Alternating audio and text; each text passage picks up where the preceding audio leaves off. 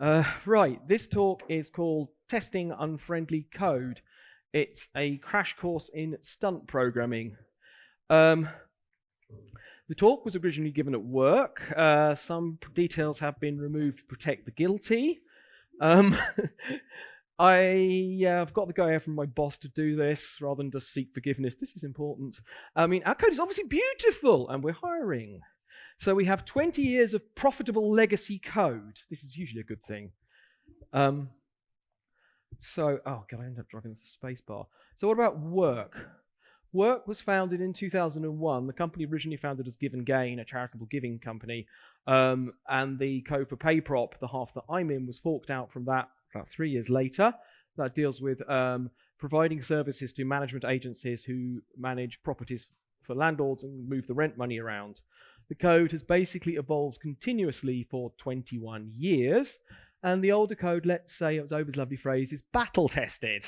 But it's certainly not regression tested. He's not here. About me. Yeah, because all the Koha folks are wondering, what are this? So I am a core Perl hacker, and I claim I'm just resting, darling. I am, I think, the third largest contribution to the core ever. I'm certainly the largest in Europe, as Yarko is now in the USA. I've been programming for at least 20 years. I've had many employers, some of whom have not gone bust, and I've been to many conferences. So Thomas Clausen, who was in this room earlier and is now actually doing a talk at the same time as me, said, well, I think I've been to, I didn't bother to count at 40 conferences and workshops. It happens I'm actually mostly self-taught at programming. Yes, I went to university and I did other things. Oh yeah, actually, so I thought I should learn Perl, PostScript, and Lisp, and I guess 1 out of 3 isn't bad. And I've been at PayProp for 18 months now. These were I realized needed to be in there because the work people know who I am. I think they do anyway. Right, so where are we doing? Oh yeah, what are we trying to achieve? I'm trying to get to the end of the talk without going... right, so... Testing is about trying to get to the place of interest. You want to get to the place of interest that you want to test as easily, quickly, or reliably as possible. And then once you've got control flow to the point of interest, you're attempting to try out the different code paths at that place of interest. So you're kind of asking, can we call this directly? You know, how close can we get? How do we force control flow to get there? And, you know, it's a kind of somehow thing, because if it's some stuff is easy, but yeah, this joke isn't going to work, so I'm not going to use it. How's the somehow work? So this is really a talk about perverting control flow. Perverting, not really for fun and profit, but for perverting control flow for testing legacy code, with the usual disclaimers of don't do this at home, don't do this in production, and, you know, don't do this in new code. Really, yeah, this is the when nothing else, no one helps and whatever, yeah. When nobody else can help, maybe you can call the A-team, think of it like that. Remember, we are creating technical debt. So throw it away as soon as possible. That will get, there's a forward reference to something there. So in the work version, I named this thing. That's been deleted. But anyway, it was named for South Africa, and then it was also reused for the UK. That becomes relevant in parts of how we tested it. And the reason I put a bunch of effort into writing an override system for this and figuring out how to do it and then teaching the rest of the company how to do it is there are many in this directory, but I'm not saying more. There's more than 3. So it's somewhere in the ... of a mathematician. And there are plenty of other bits and pieces we have that are similarly annoying to test, but on the critical path of moving money around. It needs tests. It's a script. It was not written with testing in mind, and mistakes are expensive. This thing really does move all the money in the company. So they're not fun and not profit. I'm trying to work out whether I think I'm going at the right speed. So your conventional approach is first you refactor it, and then you add tests. Sure, but how are you testing the refactoring? And I have a former colleague at a former employer. You can go work there now because he's left. Tests are important, he says. This needs tests. I have refactored it so that it is easy to create tests for it. Dude, you just did the most dangerous thing without any test coverage. So you've got a chicken and egg problem. I want to refactor it. I need testing. How do I... So the question I'm basically asking and trying to address in this talk is, can we test it, the script in question, without changing a byte of it? Because if we don't change a byte of it, it by definition has to keep working because we didn't touch it, but now we have tests.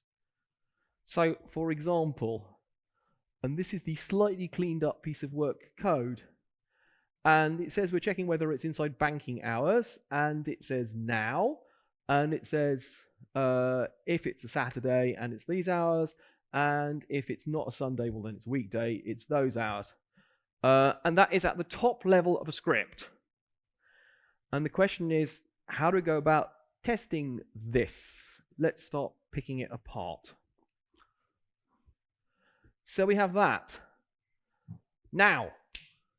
And if now is a weekday, and it's between these times, I shall enter here. But I want to write a regression test that passes 24/7. I want to write a regression test that enters the if block. I want to write a regression test that enters the implicit else here of not setting the variable. It's been set to 0 earlier. And I want to do all this in the same run, and really in the same script. So the question I'm asking myself here is, how do I override date time now? How? So, I want to override date time now. I want to force when now is, so that I can test inside those ranges of times to say that it's going to be banking hours, that I'm outside those ranges. Now, for a module, that is easy because I load the module code, I force override test time, date time now, then I call the module code in my test. It's easy. This is a script. So here we come with the necessary interlude, a necessary digression about when things happen.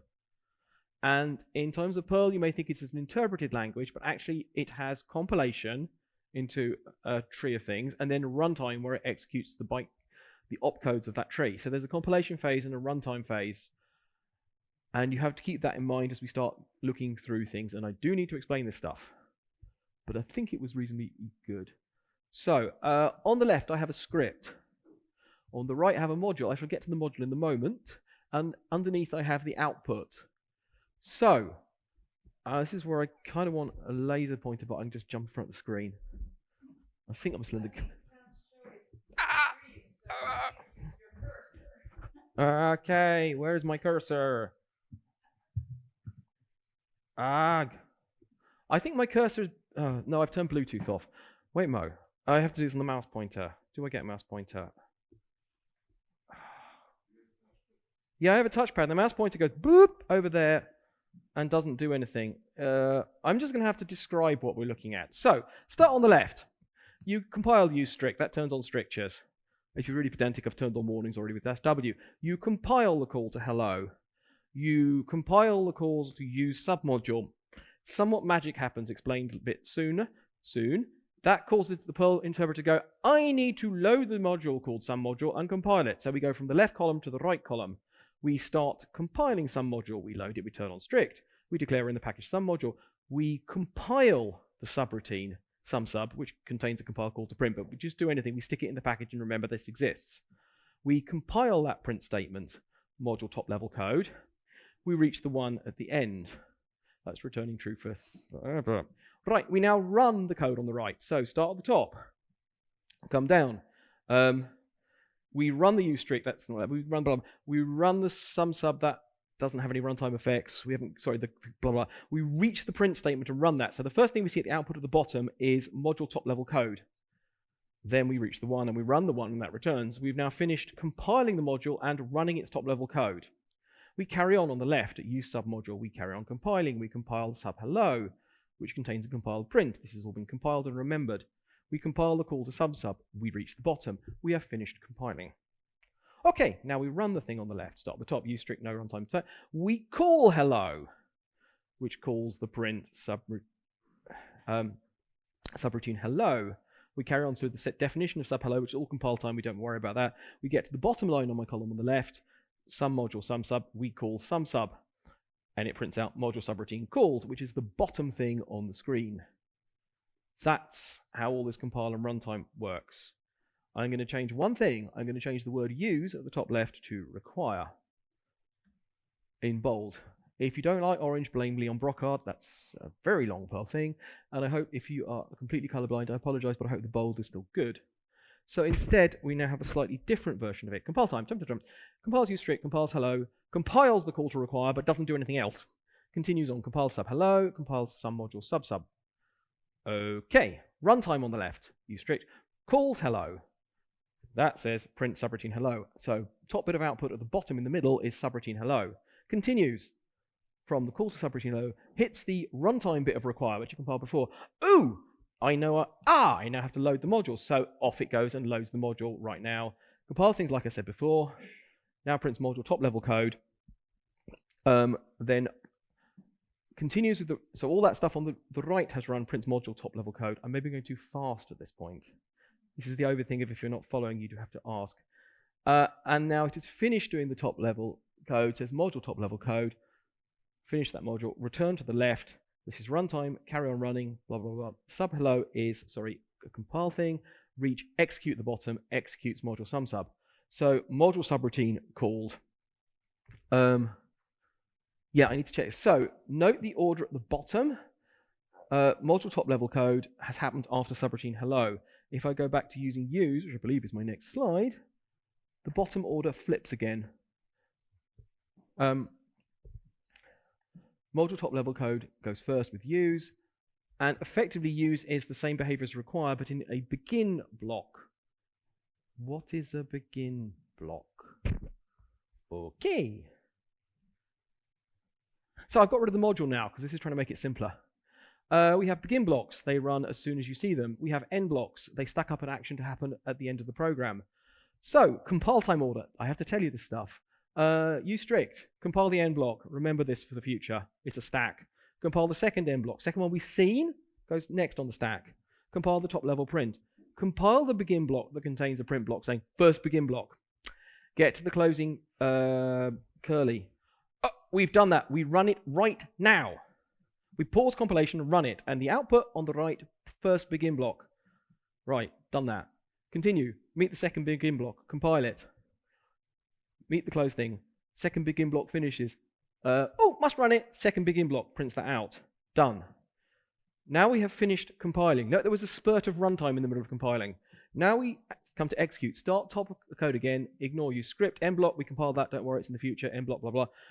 Reach the print statement, the only actual top level piece of code in this thing, and it says top level. Carries on past the begin block. We did those all at compile time. Don't worry about all. They're done. Now the program actually exits and the stack of end blocks happen. So the top of the stack is popped off. It prints second end block, and the next stack is print off, and it prints first end block. We don't mention end blocks much more in this apart from the next slide, but to be clear, there aren't just begin blocks. There are many things referred to in the language formerly known as Perl 6 has phasers, and there are plenty more of them.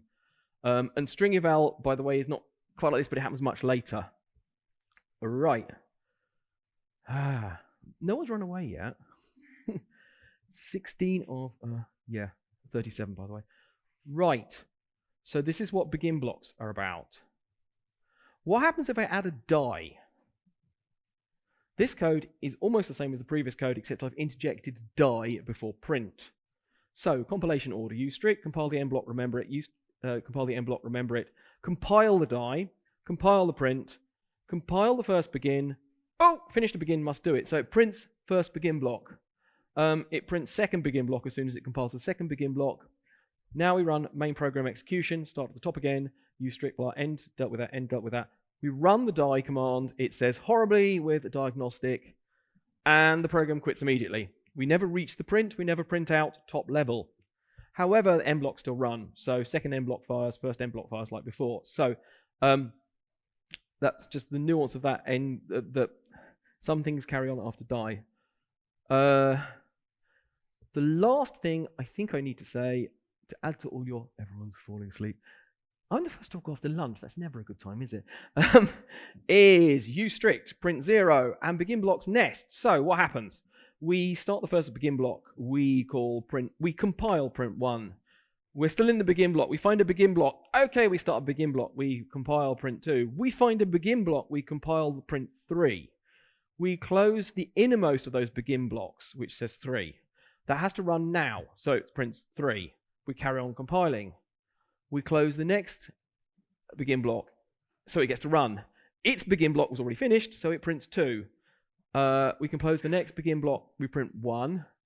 And then we've done all the begin blocks. We finished compiling. Quite a lot of code ran, but we finished compiling. And so we go back to the top and start executing, and it says 0 because that's the top level. So begin nests. This is a necessary concept for the nuance of what comes next. It's not that nuanced, it's just sort of fun. So say I have my script, the one I showed you before. The question, the whole point of this talk is, can I inject code at the top where I've written, can I inject code here? How am I going to do that? So you remember what it prints? It prints all this stuff. First end block, second end, first begin block, second begin block, top level, second end, first end. Prints that. Can I get ahead of that? Because, you know, even if, if I inject code and it runs immediately, it can always defer something, like I showed with the end blocks. I can always create code that runs later. I can never run time backwards, but I can always put something off.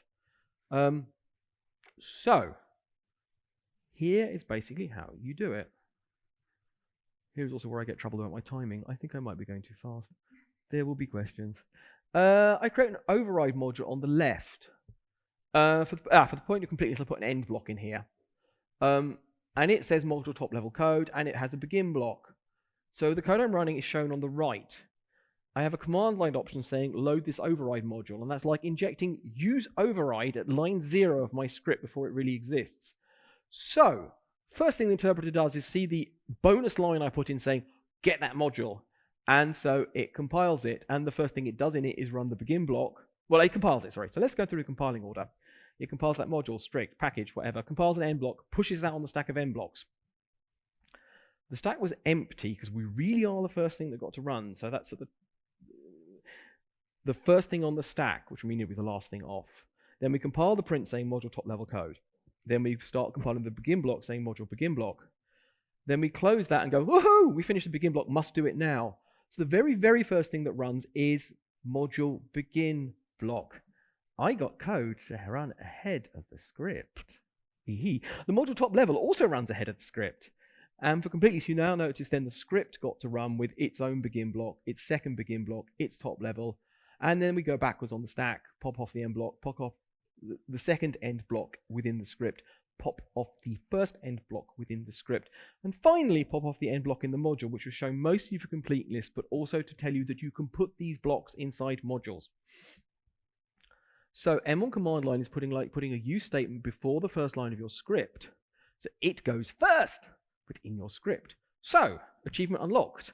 I have injected code without changing the script. Right. How do I use that to start testing things?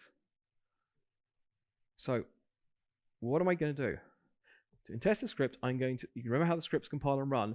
To hijack it, I put my test override code into a module, a custom module for this script. I add a command line to load that module, and voila, I wrote in, yeah, lousy French. Off we go. So, I can do anything in my module. So, in my module, I can do things like this. We've got some good old legacy code that requires libraries Perl 4 style. So, I can make sure I'm in package main. I can load the SMS module, our SMS by requiring it from wherever. And then I can redefine the subroutine it just compiled to, instead of sending an SMS message, or at least attempting to send an SMS message, and you know that would be embarrassing, it says, I would do this, and it prints to standard out what it would do, and that becomes quite easy to capture and test. Remember, testing command line script, I have to sort of make my output be on standard out. One of the key things here is you need to remember the internals of the implementation. Require won't load the same code twice. If it sees the same thing to load a second time, it says, I have an internal cache. I remember I have seen this. I won't do it again. There is a caveat on this which comes later, and clearly no one's awake ahead on this. To be fair, I got caught by it as well. So what I'm doing here is the main program loads this, I load it earlier. I then redefine it. When the main code in the script I'm playing it says load this, the interpreter goes, I already did that, I don't need to do it again, and my override wins because I came second. That's why I have to warn about it, because my override comes second, redefines a subroutine, and hence I'm no warnings redefine, and no warnings once as well. So I can override things in a script. The next thing, more generally, mock objects. So, what was, this was the logger. Yeah, the logger. I can trap the logging. Effectively, so if you weren't aware, there is test mock object. It's on CPAN, documentation's a lovely thing. It's a lovely thing. It lets you create fake objects, and this is the thing referred to as duck typing. You know, quacks like a, walks like a, swims like a, one-legged in a circle. It's a duck. So I create a mock logger, and in the end, because lots of lovely work code does things. Am I in Docker? Am I in production? Am I in all this? No, I just want to override the logging and put it on standard out. Override standard error. So I create a series of mock objects to say, hang on, I create a mock object. I'm actually trying to pretend to be log4perl, log4perl. I create a mock object that's going to replace the log4perl singleton, and instead it still has info, warn, and error messages, but they all print the thing out on standard out. So that I can trap them in my test. A bunch of our things has a whole lot of debug logging, which I really don't want to write my test to try and filter out or anything, so I just drop those on the floor. Don't want to see those. And then all the main code calls a method in our class paperop application config. It calls a method log, class method, I guess, which returns the log4perl object. So I override that to say return my mock object. And at this point, all the logging in my script, I think all the other logging as well, is now coming through this thing and printing the standard out. And I can confirm I've reached various parts in the code by looking for the logging that it generated. Actually, that was the real reason for this, that I've got 3 ways of knowing where I got to. Does it log what I expected? For that matter, also, does it not log what it shouldn't be? Like, do its own, yeah, you get your choice, but you get to choose how robust you're going to be. But one of the things you can be sure about is if it logs in a code path and you see the logging, it got into the code path. That's why this was important, but I need to override it in the script. So that's the general thing about how you mock things. It got a little bit more fun, though, because I want to test that. Is it a weekday? Is it within those times? So what I tested it with was I created a mock module for date time. And then I had it configurable so that I sent it in as an environment variable. The fake time is going to be this, and I put it as a Unix epoch because that's very efficient to set and pass, and it was easy. And that code is in my module override.pm. And yeah, I know it's kind of an ungodly mix of Perl syntax and shell syntax, but I hope it's clear. There is a gotcha here. Datetime objects are mutable. That's why there's a clone in there. Otherwise, I've got to find my mouse pointer because my speaker note's the wrong side. If you didn't do that, you would override datetime now, and someone would ask, now, what is now? What time is it? And it would effectively return the singleton. My mock object is a singleton, and then say, hey, add 10 minutes to now to get something. And the next person who asks for now would get 10 minutes in the future. It is annoying that datetime returns, it mutates. So you have to work around that. And I am struggling to find where that is. Aha, good. Right. So, that's still brute force. I always return now. Everyone gets the same time. And for that matter, that means time doesn't technically go forwards in my script, but it only runs for a few seconds, so I wasn't too worried.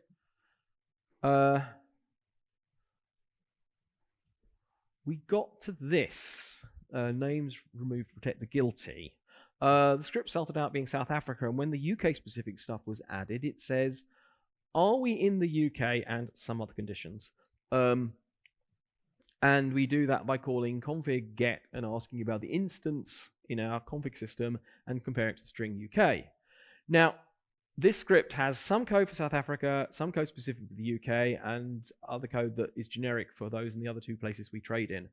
and I want to write one regression test that says South Africa and does the UK, or ideally I want to. But I certainly want to trigger the UK part of this, and our CI system, like most of the rest of it, assumes a default of South Africa because that's where the company originated.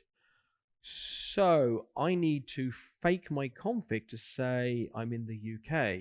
And while many ways exist doing this, I want at some points in this script to be saying UK and some point. Sorry, it's shelling out to script. I get this right. The test script runs once, but it shells out different times to the victim I am testing.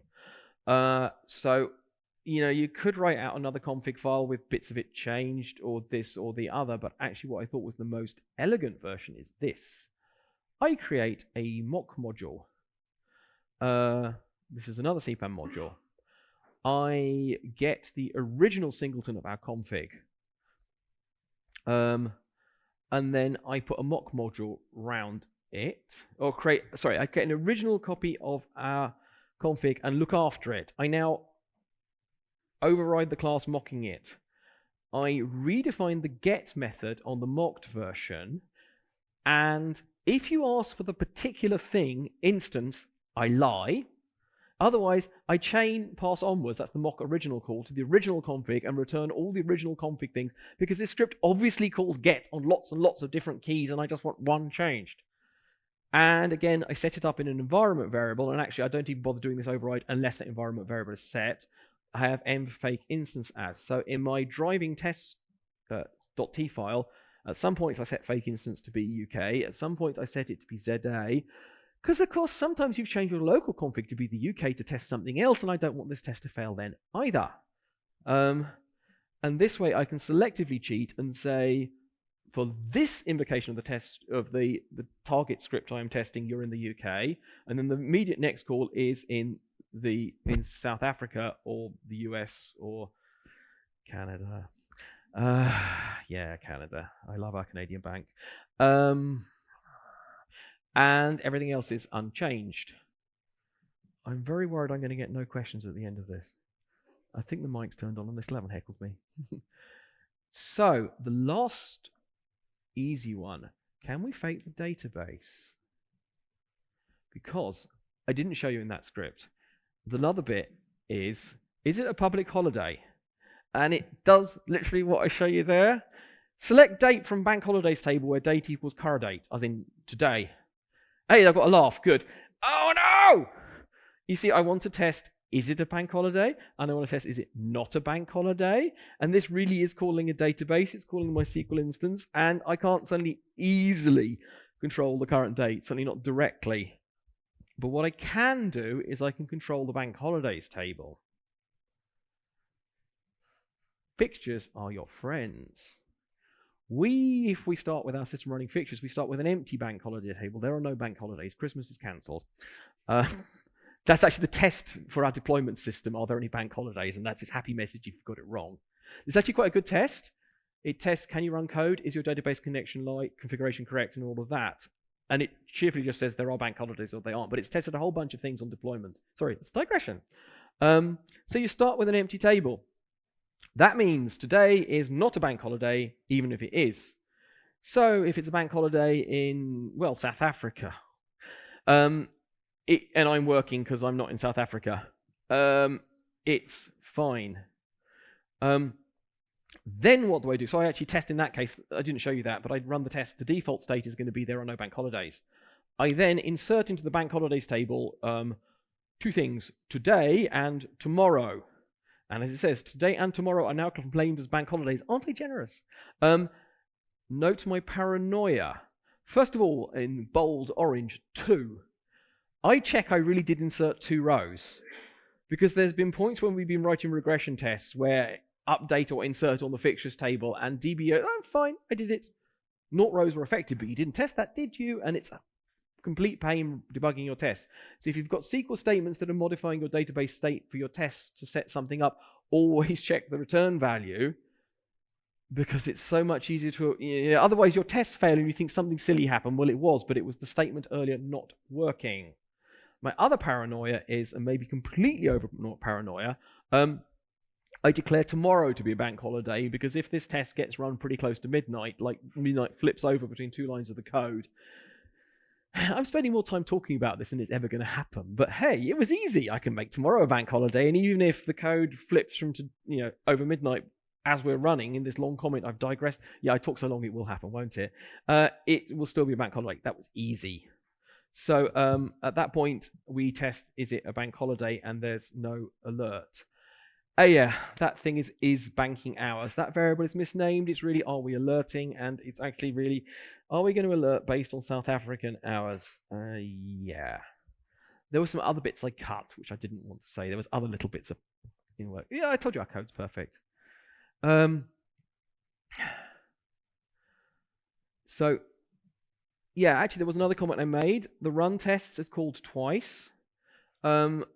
I tend, as a style thing, and I'm going to state this and stick to this, I tend to have subroutines in my test scripts when I reuse code, but not otherwise.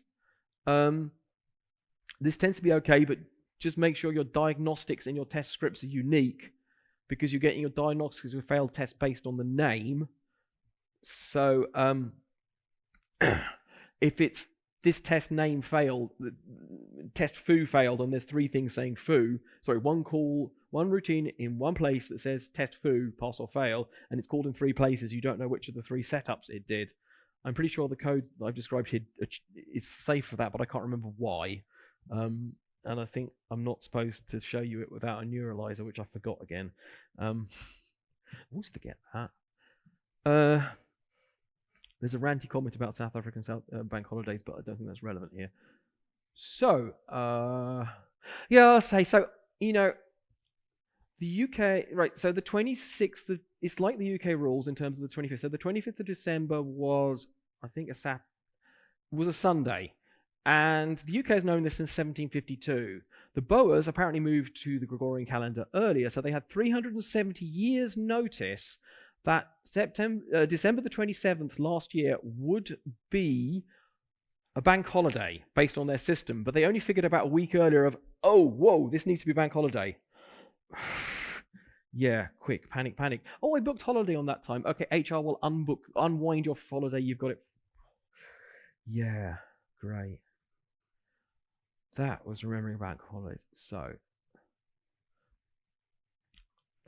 this is the bonus thing I thought I needed to do, but didn't. And I've not seen anyone else do this before, so if you are still awake, this is the good bit. All the other bit is fairly routine. I have a tiny script. It defines a hello world subroutine. Well, it says hello, and I call it with world, and it prints hello world. I want to test that I got into the hello. So what happens if, and I'm about to show you the worked fail example. I've said you put an override module, you put the override of hello sub hello in the override module, you put -m on the command line, and you're good. Well, it all happens at begin time. I have an instruction set here saying point finger at the top of begin, but I can't do that. And my mouse pointer has been eaten by Keynote, so I can't do that either. Maybe I should switch to a different system. It will run at pretty much the point of that top line, the op tools bin Perl. And this is what happens. Let me just check that. I didn't suppress warnings to show you what would happen. Here's my override module. I've overridden hello to say the is not enough. And I call it like in the bottom, override.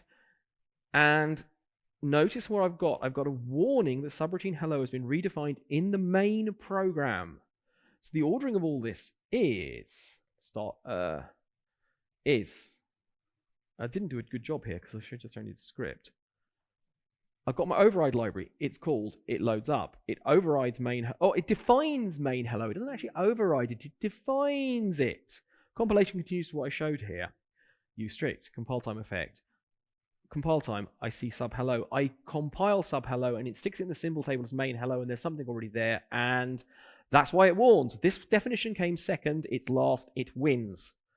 And that's why I've got a warning, and when I call hello, it says hello world, and that's what we see. So subroutine hello redefined at has sub. And it says hello world. The script redefined the subroutine back, bother.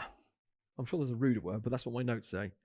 So how am I going to test this? There are other phases two of the ones I care about are called check and init. This is a story that goes back. There was an attempt to compile Perl, and there was a rather bad bit of design here. Yeah, the guy doing this didn't really think through that you would load modules dynamically later or anything like that, and kind of assumed that you were compiling fairly simple scripts that loaded stuff up. So to build his compiler, the right part of this is he realized he needed to split out the end of all the compile time stuff with all that hello, I'm a begin block, and store that state on disk. And if you pulled it back from disk, you're going to need a new phase of I am starting up a precompiled program, open your database handle that you would have done in a begin block or something silly like that. But you needed to do some sort of setup at runtime, and you needed to do that every runtime. But there was other stuff you really, really needed to run at compile time because it affected compilation. So we created two new phases, check and init. Check was the end of compilation, it's like end blocks of compiling, and init was startup. But all init blocks run just before the start of the main program. This is not the right time. Well, not for any generic use, but we can use that here. Because what that means is an init block in our module at any point, top level or otherwise, runs at, well, logically the wrong time to compile it, but the ideal right time for doing overrides. So this is the fun stuff. Here's my successful override module. It has an init block. Right. We compile the override module, we reach the init block, we compile the contents of the init block. So basically do that code at init time, and at init time we override main hello. I've left the warnings in. And we override it with the is mine. We finish compiling that, we finish compiling the module, we go through and compile the main script. That thing I show you there has not yet been executed. It's been compiled, but it hasn't been pushed into the place of the name hello. The main subroutine compiles, the main script compiles. It compiles its sub hello, stuffs it in main hello, it says hello world or hello, reach the end. Main program is about to start. All init blocks run. The init block I show you, the innards of it, run. Main hello is now assigned the subroutine that I compiled a while back, but the assignment happens now. I got there second, I am last, I win. I do the rift define, which is what you got that warning about, and the world is mine. And now we're into clearing up the details, and actually my timing is good. It's more like a 50-minute talk. It's good. I said there was a caveat about require. Require is a trap. And I should have known this, but I hit this while I was developing all this stuff. It's the cache key on this is the string name of the path you gave it. So if you require .library, let me see how that goes. Yeah, so that's trying to require the same library twice. You require .library at line 6 of the script. So look on the left. On the left is catcode.pl. I didn't get time to run my head through this earlier. I'm using findbin to find the absolute path of the script, and then I require .library.pl, that's line 6. And my output at the bottom is, hey, I loaded it at line 6, because that's what you see at the bottom of the screen, data dump of package, which is package main, in the file code.pl at line 6. Now we have line 7. I call require.library.pl, and requires internal, deep in the C code goes, we did that one already, cool. Whatever, nothing happens. Line 8 is the blank line. Line 9 is require $bin/library.pl. That is a different string. Of course, it's the same file on disk. Well, there's a race condition. Of course, it's the same file on disk on any sensible system, but it's got a different name, so it's not in the cache.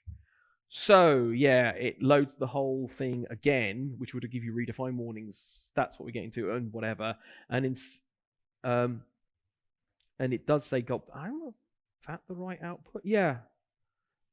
Oh yeah, it's called at code.pl, but it's called at line 9. That was why I'm frazzled slightly. So yeah, that's the point. If you didn't have absolute paths in your library code, so in your setup, and then something during your loading up phase is very helpful and cleans up all your library paths to be absolute paths, which some part of our work code does, all your magic fails because you think you got there early and loaded it from the exact textual string, in which case our is $env root /thing. That exact source code, I copy pasted it, but as the environment variable gets converted to a full path, the thing passed to require changes despite the the code apparently being the same. And so it loads it again, and because it loaded it again, it overrides my overrides and it warns about it, fortunately, and it wins. Or it wins, I lose, my override is not there. So this was a trap. Make sure anything is an absolute path, or beware of this. The second row has a question, and is very polite. No, we've got 4 more slides, but we're very nearly at the end. I think so, yeah. That's probably very good. Thank you. Because, yeah, the next is basically 2 more slides. This is the wrap up. So that was what I was saying. Make sure things like your environment variables are made, anything you're going to pull library code from is made absolute, because something will helpfully do you that, and it's unhelpful. Remember that you can use -m to load an override module very early. You can brute force redefine subroutines with the assignment of $Star Wars equals whatever. Things you might care about are test mock object, test mock module, another module mock quick that I didn't mention, which is on cpan and I've used and is cool. And if you're really feeling dangerous, you can use core global to override the built-ins. But the timing of that is really hard, and I don't want to cover that. That's almost an own talk in itself. Although the fun bit was about 2 weeks later, my colleague Lee started to need to do that. So yeah. Now, for the work version of this talk, it was like, the code is here. And there was some that. But yes, at work, I say, look at this file. I'm not allowed to do that. Well, unless you join us, because we are hiring. Actually, there might be a URL coming. I said about the work code that we shouldn't be writing libraries to do this. The override should be minimally specific, and it seemed a bad idea to create a library because our goal is to eliminate the code I've described. Unlike my colleague, if I have refactored it, we can now test it more easily. At the point you've got the tests, you probably should, and I haven't done this, we've been too busy. At which point you've got these tests, you can now refactor the code safely, and you can refactor to eliminate the need for all of this crazy. So yeah, I note here, refactor soon to pay off this technical debt. And I will use this lovely word, and then I will define it. The trouble is, if you start having a library of this, you start ossifying your code. So you may in English be familiar with petrify, which is to turn something to rock. Ossify is to turn something to bone. Your code becomes brittle and fragile, and this is bad. And that is the end.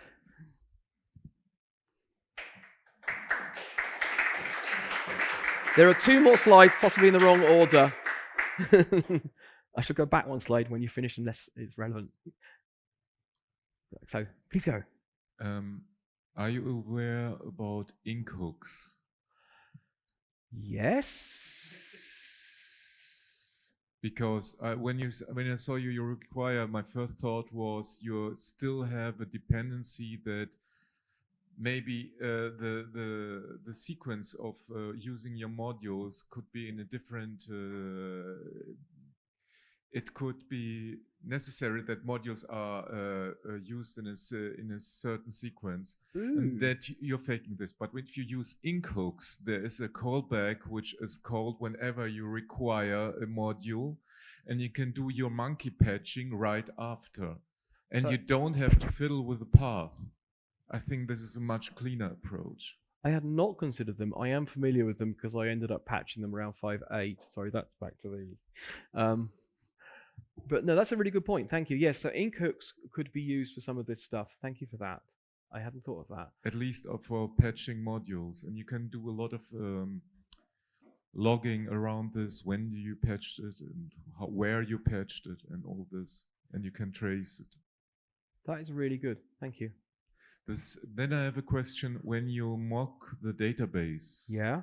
No, we don't mock the database. We've got database fixtures. Does that invalidate? Keep going. I might say that you've misunderstood, but please keep going. Yeah, but do you change data in the production database? No. What do you do? This is the CI system, and the dev system. So the default on the CI system is there is no database. The default on our dev systems is that there's a database set up with some amount of reasonable test data. If your regression tests don't ask for a database, They tend to pass on the test system. You push them to CI, and it says, where is that database fail? So we have a fixtures set up where we create a new database with a sort of random name based on the time and the process ID. We pump in the schema, and you start off with a blank schema, and then we bulk load files from disk and put things into them. This is why for your dev system, you will start with a default bank holidays table that might have some bank holidays in them. Production hopefully has at least a year in the future of bank holidays. But when we're starting with fixtures, you start with an empty database. So we're creating a complete, fresh, real database.